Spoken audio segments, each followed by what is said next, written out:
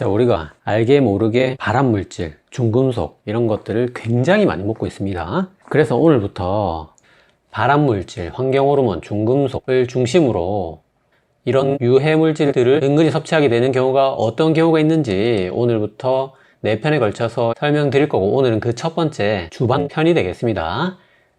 그래서 주방 식기 어떤 것들이 위험한지 지금부터 전부 다 설명드리도록 할게요. 네, 안녕하세요. 운동하니까 스탁트입니다.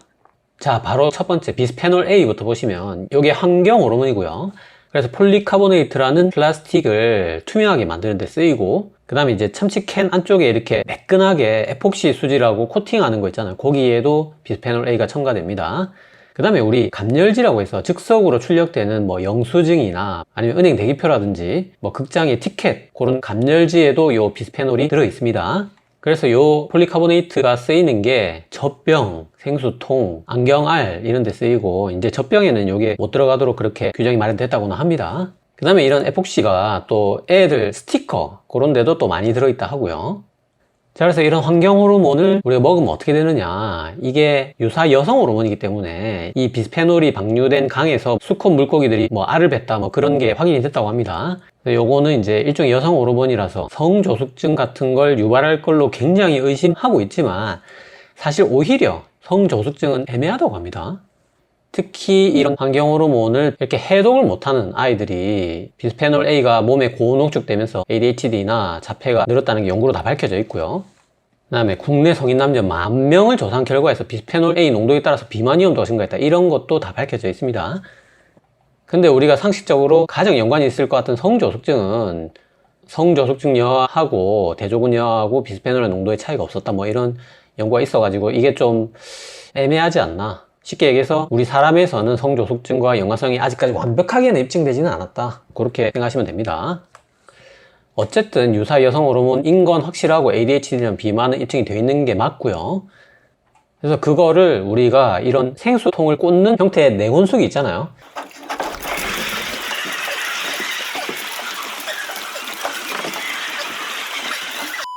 근데 여러분, 이거 그 정수기 아닌 거 아시죠? 이거 정수 필터가 1도 안 들어가 있는 그냥 냉온수 기능만 있는 냉온수기입니다. 어쨌든 이런 거는 이제 완전히 그냥 여성 호르몬을 줄줄 물 마시듯이 마신다고 생각하시면 됩니다. 그리고 심지어 이 생수통을 냉온수기 업체에서 폐기하는 게 아니고 회수해가지고 재활용하는 거 다들 아시죠? 그래서 이거는 진짜 뭐 미세 플라스틱이고 뭐고, 그냥 이 생수통 꽂는 냉온수기는 웬만하면 안 드시는 걸 제가 추천드리고요. 그 다음에 우리 캠핑 가면 이렇게 캔에다가 라면이나 이런 거 넣어서 끓여 드시는 경우가 있잖아요. 이거는 그냥 비스페놀 A 탕이라고 생각하시면 됩니다. 그냥 환경 호르몬을 우려내서 먹는 격이라 할 수 있고, 그 다음에 영수증 같은 경우에 우리가 뭐 한두 장 정도 만지는 거는 크게 영향이 없을 수 있겠지만, 특히 이제 외식업 하시는 분들은 영수증을 굉장히 많이 대량으로 만지게 되잖아요. 이런 분들 이제 상당히 위험하다고 할 수 있습니다. 그래서 요즘에 이제 플라스틱 같은 경우에는 이렇게 BPA를 안 넣은 플라스틱입니다 인증하면서 BPA 프리라고 붙여놓은 게 많은데, 사실 이게 BPA를 안 넣는다고 해도 BPS나 BPF 같은 경우에도 비스페놀 A랑 어차피 똑같은 애들이거든요. 그래서 BPA 프리라고 붙어 있는 게 어떤 의미가 있을까 싶고, 또 이런 비스페놀류가 일절 안 들어간 플라스틱이 이제 코폴리에스터라는 게 있는데, 사실은 그것도 뭐 환경 호르몬이 안 들어가서 좀 안전할 거라고 우리가 믿고는 있지만, 결국 플라스틱류는 미세 플라스틱에서 안전하지 않고 또 어떤 나중에 추가 문제가 밝혀질지 모르기 때문에 제일 좋기는 이제 유리나 뭐 스테인리스나 뭐 텀블러 같은 거 들고 다니는 게 가장 확실하게 안전하다고 생각합니다. 그 다음에 이제 우리 통조림의 안쪽을 파서 먹자, 내지는 심지어 이 참치를 씻어서 먹자, 그런 말씀을 굉장히 진지하게 제안하시는 교수님도 계시더라고요. 근데 저는 뭐 이렇게까지 해야 될까 좀 싶은 마음에 그냥 통조림을 좀 줄여 먹자, 저는 개인적으로 그렇게 권유드립니다. 그 다음에 이제 영수증도 요즘에는 대부분 BPA 프리로 그렇게 다 나옵니다. 하지만 아까 말씀드렸듯이 BPS나 BPF나 그런 애들 BPA랑 사실상 거의 같은 물질로 봐야 되기 때문에, 우리처럼 뭐 한두 장 만지는 건 상관없겠지만 식당 사장님들께서는 반드시 모든 영수증은 장갑을 끼고 만지도록 추천드립니다. 자, 두 번째 멜라민 수지입니다. 이게 뭐냐면, 우리 그 떡볶이 집 가면은 떡볶이나 오뎅 국물 담아주는 그릇 있잖아요. 그런 좀 탁하고 굉장히 가벼운 그 재질이 바로 멜라민 수지입니다. 이게 이제 멜라민하고 포름알데히드로 만듭니다. 이제 굉장히 유독한 조합이고 굉장히 위험한 물질 두 개를 섞어서 만들어진 요 멜라민 수지는 또 안전하다고 해요. 요거는 알다시피 신장개성에 불임 일으킨 그 우리 분유 파동에 있었던 거 있잖아요. 그 멜라민이고 포름알데히드 심지어 7반응 물질인데 그 두 개를 섞은 멜라민 수지는 굉장히 안정하다고 합니다.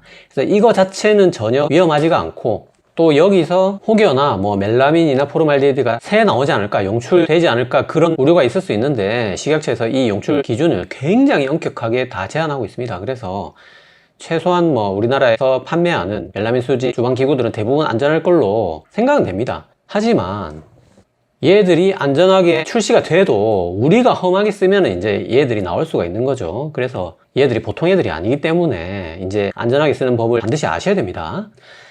그래서 이런 재질의 어떤 플라스틱 식기들은 거의 다 들어있다고 생각하시면 되고, 더군다나 식당은 우리 외식하는 곳에서는 그냥 올킬이라고 생각하시면 됩니다. 이게 왜냐면 굉장히 가볍고 무엇보다 가격이 싸기 때문에 그냥 뭐 중국집, 분식집 이런 데는 뭐 100%라고 생각하시면 되고요. 그 다음에 우리 식판도 그 금속 식판 아니면 거의 뭐 이것도 100%라고 생각하시면 됩니다. 그래서 우리가 자외선 살균을 해도 됩니다. 해도 되는데 이걸 너무 오래 뭐 3시간 이상 하게 되면 우리 이런 거 있잖아요. 이런 색깔로 변색된 거 솔직히 많이 보셨죠? 자, 이렇게 된 거는 전부 다 그냥 폐기하셔야 된다고 생각하시면 됩니다. 이렇게 되면 멜라민이나 포름알데히드가 용출될 수 있고, 그 다음에 이게 멜라민 수지가 산성이 굉장히 약합니다. 그래서 우리 중국집에 이 단무지를 얹어 놓는 것도 사실은 좀 불안한데 거기다가 우리 식초를 많이 뿌리시잖아요. 이거 진짜 정말 위험한 습관입니다. 이러면 이제 멜라민 또는 포름알데히드가 용출될 수 있기 때문에 절대 여러분 식초는 뿌리지 마시고, 그 다음에 절대 전자레인지에 돌리시면 안 됩니다. 이거 뭐 사실 돌림은 없겠지만, 자, 우리가 전자레인지에 돌릴 수 있는 플라스틱 종류는 딱 2개밖에 없습니다. HDPE하고 PP 2개밖에 없고, 지금 설명드린 멜라민 수지나 또는 아까 앞에 설명드렸던 그 비스페놀 A가 들어있는 폴리카보네이트는 전부 다 요 7번 아더입니다. 아더. 그래서 당연히 애초에 얘들은 돌리면 안 되고, 실제로 불과 4분만 돌리게 되면 멜라민 용출량 기준치를 넘게 됩니다. 그래서 실제로 데이터상으로도 이렇게 유해 물질이 나오는 것도 입증이 다 돼 있고요. 그래서 전자레인지 돌리는 거는 당연히 안 되고, 우리가 너무 뜨거운 물질도 안 담는 게 좋아요. 자, 그걸 확인하기 위해서 그릇 뒷면을 보면, 자, 요렇게 내열온도 뭐 120도 이런 식으로 요즘에는 이런 게 다 적혀 있습니다. 120도면 사실 뭐 펄펄 끓는 뭐 오뎅 국물에 이런 거는 부어도 되겠지만, 자, 이렇게 80도 이런 애들도 있거든요. 이런 애들은 이제 펄펄 끓는 물은 못 담는다는 거죠. 그래서 이런 거 이제 인터넷으로 구매하실 때 상세 페이지에 다 적혀 나오니까 이거 반드시 확인하고 구매하도록 하시고요. 그리고 당연히 이게 이제 가장 중요한데, 우리가 이제 부대찌개 집 가면 이게 뭐 불 옆에 다 타 있잖아요. 이런 거 절대 쓰시면 안 됩니다. 이런 거 뭐 그냥 멜라민하고 포름알데히드 막 다 새 나오고 있다고 생각하시면 됩니다. 이런 거 당연히 이제 교체하거나 폐기하셔야 되고, 그 다음에 설거지도 우리가 솔 말고 요즘에 이제 부드러운 스펀지가 많거든요. 이런 걸로 반드시 세척하셔야 되고, 자, 3번째 식중독균입니다. 이게, 자, 이거는 뭐냐면 식중독균이라기보다는 우리 그 곰팡이 아플라톡신이라고 견과류나 고춧가루나 이런 데 많이 피는 그 곰팡이 종류가 있습니다. 이제 그게 일종의 발암물질이고, 그래서 그거는 오늘이 아니고 이제 다음 2편에서 제가 좀 자세히 설명드릴 거고요. 사실상 이제 식중독균은 이제 식중독이 그냥 99%라고 할 수 있어요. 이것 때문에 우리가 이제 주의해야 되는 거고, 뭐 초파리는 좀 이제 위생상 안 좋을 수 있는 거고요. 그래서 이거를 일으키는 그 식중독균이 어디 많이 들어있느냐? 우리 주방기기 중에서는 수세미가 압도적 원탑입니다. 그냥 이게 99%라고 생각하시면 돼요. 자, 물론 이렇게까지 더러운 수세미로 우리가 설거지를 하지는 않겠지만, 뒤에 설명드렸지만 주방에 쓰는 아주 일반적인 평균적인 수세미도 정말 상상할 수 없는 세균이 들어 있습니다. 그 다음에 우리가 뚝배기 자체는 뭐 안전하지만 요런 깨진 틈 요런데 굉장히 세균이 잘 번식하고, 요런데 세제도 남아가지고 그대로 우리가 세제탕을 먹는다고 생각하시면 되고, 그 다음에 플라스틱 조마 이런 데도 굉장히 칼집 흠이 많이 나지 않습니까? 이런 데도 이제 세균이 번식하기 좋다고 합니다. 하지만 아무리 그렇다 하더라도 수세미가 원탑인 거는 확실하고요. 그래서 이게 어느 정도 더럽냐? 자, 우리가 보통 더러운 물건 그 수치를 비교할 때 뭐 변기보다 더럽다 이런 표현 굉장히 많이 쓰잖아요. 자, 근데 저 수세미는 자, 변기가 아니라 대변만큼 세균이 많습니다. 자, 이렇게 설거지하면 우리가 진짜 똥을 펴 바르는 거라고 생각하시면 됩니다. 와, 진짜 끔찍하죠. 자, 14개 주방용 스펀지 세균을 봤더니 대변만큼의 양의 세균이 발견됐다는 거죠. 자, 물론 이게 수세미를 물로 한번 헹구고 또 세제라는 게 또 세척 기능이 있기 때문에 여기에 뭐 대변만큼 세균의 양이 남아있다 그런 건 아니겠지만 어쨌든 엄청난 양의 세균을 펴 바르는 건 사실입니다. 그래서 수세미는 어떻게 관리해야 되는가? 자, 삶는 거 당연히 100% 제거되고 이거하고 똑같은 효과가 바로 전자레인지 불과 2분만 돌리면 삶는 거하고 똑같은 효과로 세균을 제거할 수 있습니다. 100% 다 제거가 되고요.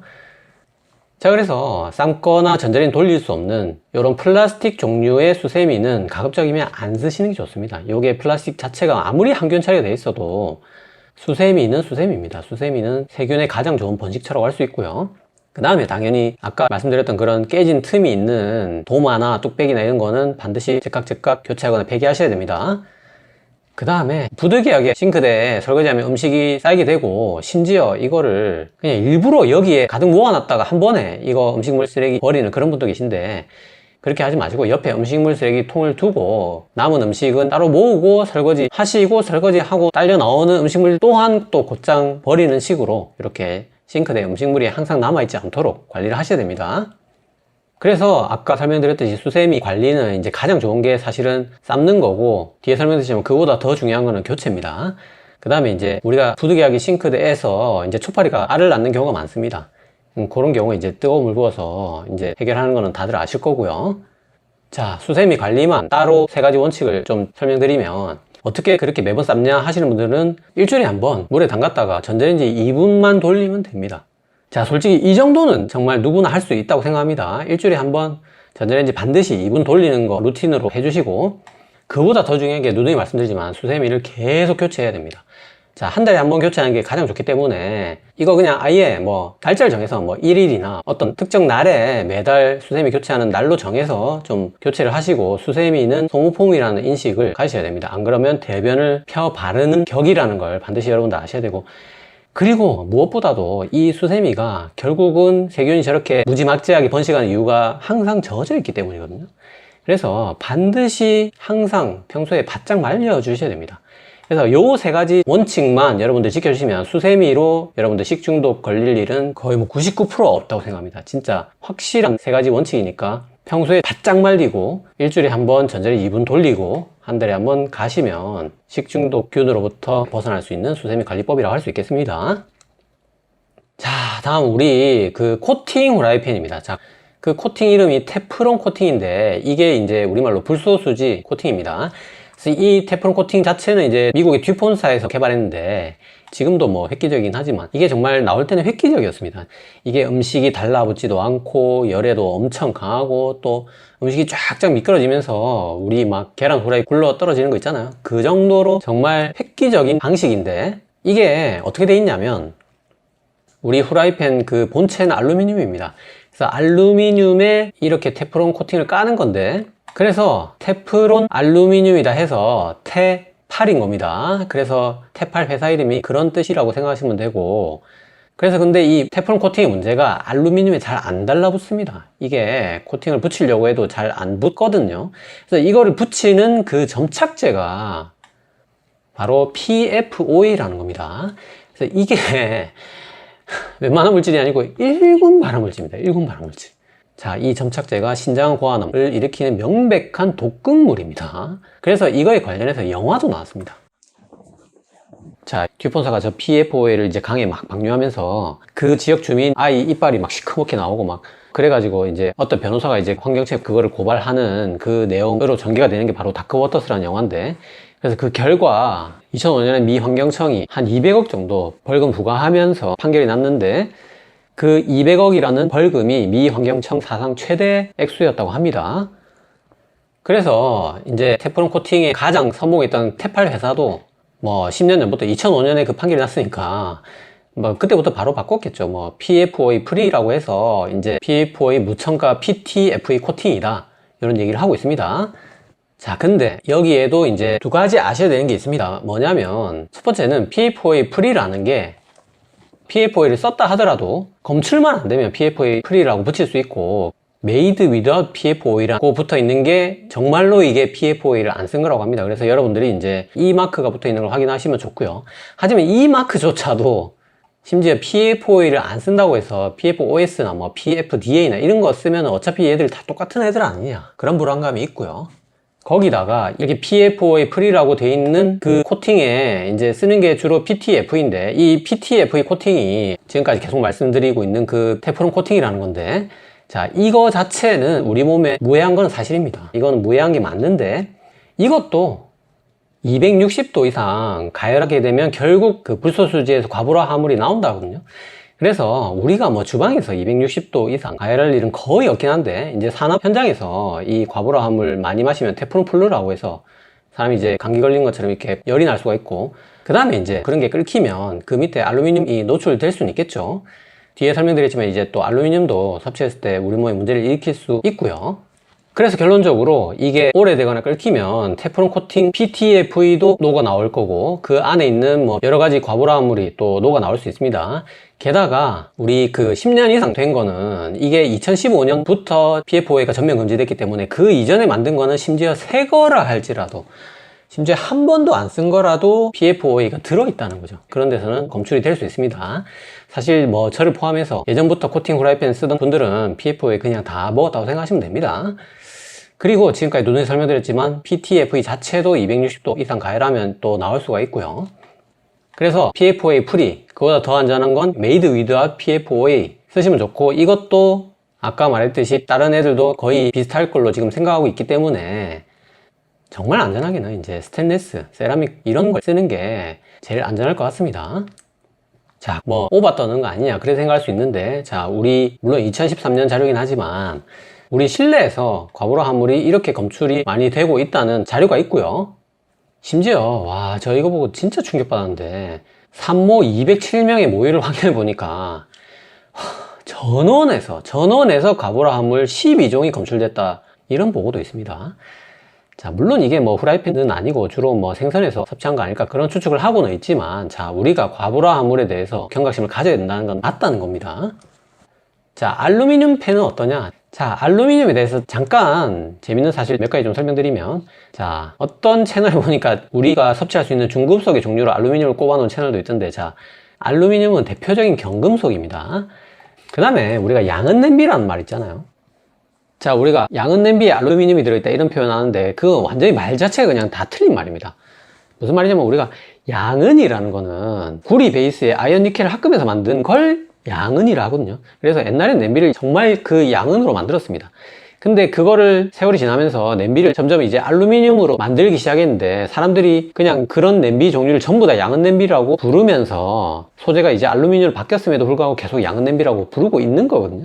그래서 우리가 아는 그 금색의 양은 냄비는 알루미늄 냄비라고 불러야 애초에 맞는 말입니다. 그래서 양은 냄비는 양은으로 만들지 않는다는 거.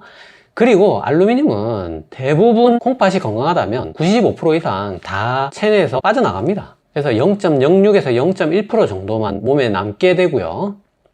실제로 우리가 알루미늄을 매일 쌀 한 톨 크기 한 17mm 정도는 먹어도 몸에 무리가 없다고 합니다.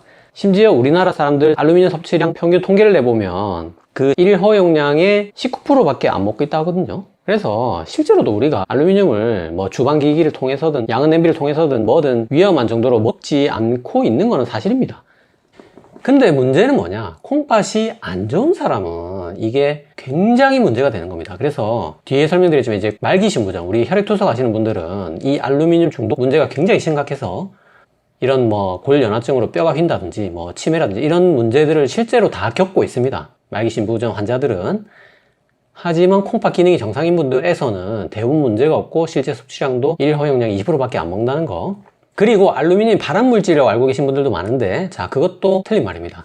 알루미늄 관련해서 발암 등록이 돼 있는 건 딱 하나, 우리 알루미늄 생산 노동 이 과정 자체가 1군 발암물질로 등록이 돼 있습니다. 근데 이건 알루미늄을 먹는 게 아니라 요 지금 유독가스 있죠, 요 가스를 섭취했을 때 폐암이 걸릴 수 있다는 거야. 그럴 경우에 이제 폐암이 걸릴 수 있다는 거지, 먹는 걸로는 발암물질이 아니라는 거. 자, 그래서 그러면 먹게 되면 어떻게 되는가? 자, 급성으로 우리가 하루에 쌀 한 털보다 많이 먹게 되면 이제 소화장애가 생겨서 뭐 복통, 구토설사 이런 게 생길 수가 있고, 만성적으로 이제 몸에 축적이 되면 골연화증이 생길 수 있습니다. 이거는 사실입니다. 그리고 치매가 조금 애매합니다. 아까 투석 환자에서는 뭐 이런 경우가 보고되고 있지만, 콩팥이 건강한 사람에서 만성적으로 알루미늄 축적이 치매를 일으킬 수 있느냐, 이거는 아직까지 논란이 많고 명백하게 밝혀지지 않은 부분입니다. 어쨌든 그런 주장 내지는 의심이 있다는 거. 자, 그래서 어디 많이 들어있느냐? 양은 냄비, 양은 주전자. 아까 말씀드렸지만 이거는 양은으로 만들지 않습니다. 그 다음에 이름 그대로 알루미늄 호일, 이런데 알루미늄이 다 들어있습니다. 자, 그래서 알루미늄을 굳이 많이 먹을 수 있는 상황이 어떤 상황이냐?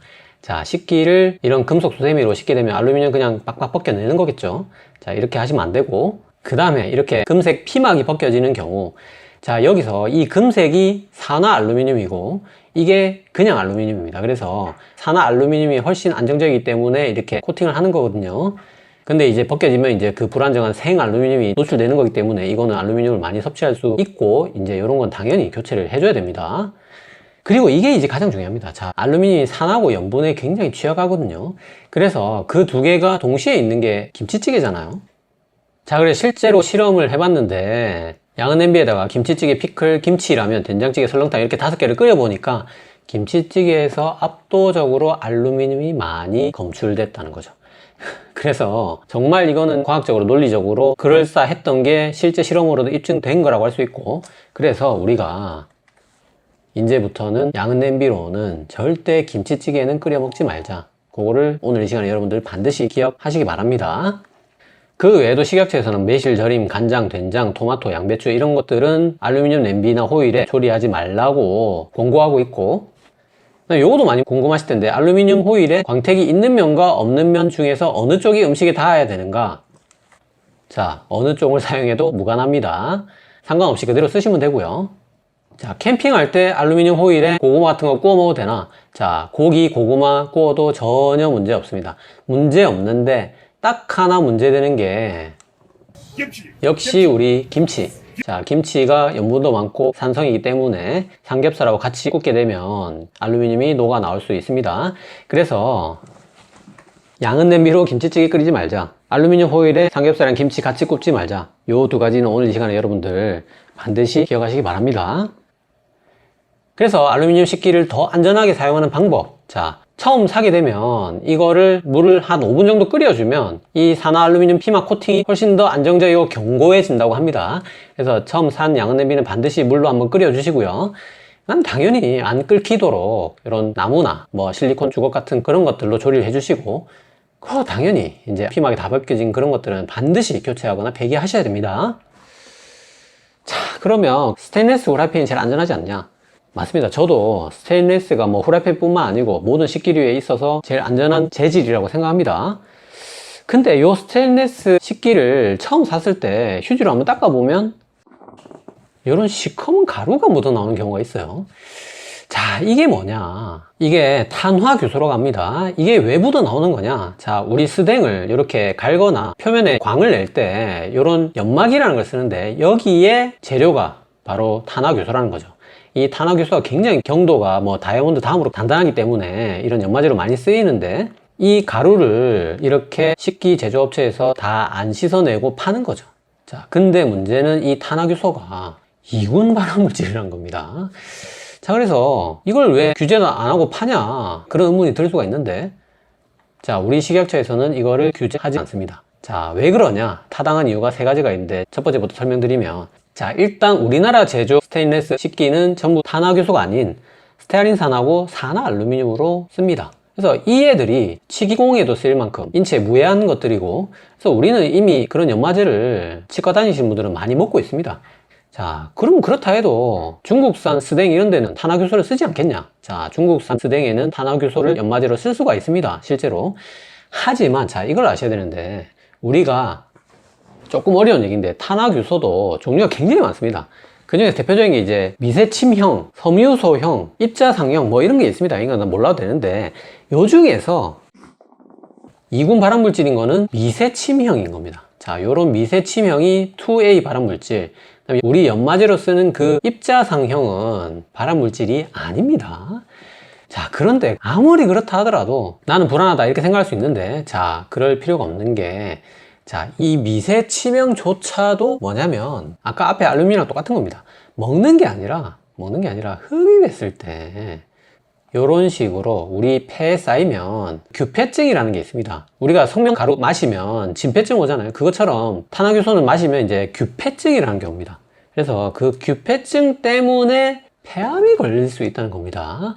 그래서 이군 발암물질로 탄화효소, 특히 미세침형이 등록이 돼 있는 거지, 먹어가지고는 절대 암에 걸리지 않습니다. 자, 정리하면 우리나라에서는 탄화효소를 연마제로 쓰지도 않고, 탄화효소 중에 연마제로 쓰는 것도 미세침형이 아니고, 미세침형도 마셔야 폐암에 걸릴 가능성이, 그것도 1급도 아니고 2군으로 그럴 가능성이 있다는 거지, 먹어가지고 발암물질 되지는 않습니다. 절대 없습니다, 그런 경우는. 자, 탄화효소를 먹었을 때 발암의 가능성이 있다고 말하는 사람은, 그분은 죄송하지만 규폐증이라는 병을 모르시는 분이라고 생각합니다. 자, 하지만 아무리 그렇다 하더라도 이거를 솔직히 먹고 싶지는 않죠. 그래서 자, 요런 방법으로 제거하시면 됩니다. 처음 이제 스테인레스 식기구를 사시면 이게 이제 탄화효소가 기름하고 잘 반응하거든요. 그래서 휴지에 식용유를 묻혀서 닦아내면 쭉 닦여 나옵니다. 이제 그런 다음에 나머지 스테아린산이나 뭐 산화알루미늄 이런 걸 제거하기 위해서 식초를 넣고 또 끓입니다. 한 10분 정도 끓이고, 그렇게 한 다음에 다시 또 휴지에 식용유 묻혀서 닦아보면 조금 묻어나는 경우가 또 있다고 합니다. 그래서 이거를 보통은 딱 2번 정도만 반복하면 거의 100% 깨끗하게 연마제가 제거된다고 합니다. 그래서 저는 뭐 여태까지 100% 아마 이거 다 먹어왔을 건데, 분명히 이제 누구나 이건 솔직히 알면 이제 먹기는 싫거든요. 이제 그런 분들은 이런 방법으로 제거하고 스댕을 사용하시면 됩니다. 자, 그 다음에 요거 잠깐 쉬어가는 코너로 키친타월에 대한 오해 잠깐 설명드리면, 뭐 휴지에 형광증백제가 발견된다, 그 다음에 포르말데히드가 나올 수 있다, 요런 얘기 있는데, 자, 일반 휴지에는 모르겠습니다. 그게 나올 수도 있겠지만 최소한 우리 키친타월이라고 등록된 휴지에는 절대로 이런 게 나올 수가 없습니다. 지금은 이제 규제로 인해서 100% 이런 거는 다 걸러진다고 보시면 되고, 그 다음에 이런 말도 있었거든요. 옛날에 키친타월에 이제 식품용이란 거 붙어 있는 걸 사자, 그런 얘기가 있었는데, 이것도 이제 옛날 말이라고 합니다. 지금은 이제 키친타월이라는 거 자체가, 이름에 키친타월을 쓰려면 100% 식품용으로 등록이 돼야지만 키친타월로 할 수 있기 때문에 이제는 식품용이라는 것도 확인할 필요가 없습니다. 키친타월이라고 하면 100%다 식품용이라는 거죠. 그러니까 여러분 안전하게 키친타월로 뭐 고기 핏물 닦는 데 쓰셔도 되고, 그 다음에 삼겹살 불판 키친타월로 다 닦아도 됩니다. 물론 일반 휴지로는 절대 하시면 안 됩니다. 거기는 형광증백제나 포르말데히드 정말 나올 수 있습니다. 반드시 키친타월로 닦도록 하시고요. 자, 오늘 마지막입니다. 자, 식약처에서 그 외에 여러분들 절대 하지 마세요 라고 하는 게 3가지가 있는데, 첫 번째, 우리 김장할 때 요 빨간 고무다라이에 김장 많이 했잖아요. 요즘엔 좀 줄긴 했지만, 자, 이 고무다라이가 폐 플라스틱을 재활용해서 만드는 거라고 합니다. 그래서 저런 데서 막 중금속이 우러나올 가능성도 있기 때문에 여러분 절대 일반 고무다라이 김장용으로 쓰시면 안 되고, 반드시 요즘에는 이제 다들 아시겠지만 그 포장마차 천 같은 걸로 돼 있는 김장용 그 다라이 같은 게 있습니다. 이제 거기에 이제 식품용 인증 마크 확인하시고 그런 거 사서 김장하시면 됩니다. 그 다음에 이제 진짜 요즘에 이런 거 없겠죠. 이제 옛날에는 양파망을 그대로 그 안에 생선 같은 걸 넣어서 육수를 내기도 했는데, 절대 이렇게 하시면 안 돼요. 이거 이제 뭐 빨간 물 그대로 다 우러나옵니다. 그래서 요즘에 육수망도 이제 식품용으로 붙어 있는 그런 것들을 굉장히 많이 파니까 당연히 이제 육수 내는 망은 식품용으로 사시고, 그 다음에 우리 그 햄버거집 가면 그 케찹 이렇게 종이에 짜가지고 먹는데, 요렇게 이제 다들 아시겠지만 인쇄물이 없는 곳에 짜셔야 됩니다. 요런 인쇄물에는 이제 잉크가 모두 나올 수 있고요. 그래서 저 같은 경우에는 그 콜라 뚜껑 있잖아요. 그 플라스틱 뚜껑에 케찹 짜서 먹으면 제일 깔끔했었는데, 제가 뭐 미세 플라스틱 이런 거 요번에 공부하면서 그것도 그렇게 안전한 건 아닌 것 같고 솔직히. 그래서 제일 안전한 거는 우리 그 쉑쉑버거 가시면 금속으로 된 아예 케찹 그릇을 줍니다. 그게 제일 안전한 것 같고, 그런 게 아니라면 그냥 이제 인쇄되지 않은 종이에 짜서 먹는 거를 오늘 마지막으로 추천을 좀 드립니다. 자, 그래서 오늘 이 시간 주방에서 우리가 모르고 섭취할 수 있는 굉장히 뭐 금속 재질부터 해서 뭐 플라스틱 여러 가지 코팅 종류들에서 뭐 발암물질, 중금속, 환경으로 이런 거 전부 다 자세히 모두 다 설명드렸고, 오늘도 세 줄 요약으로 마무리할게요.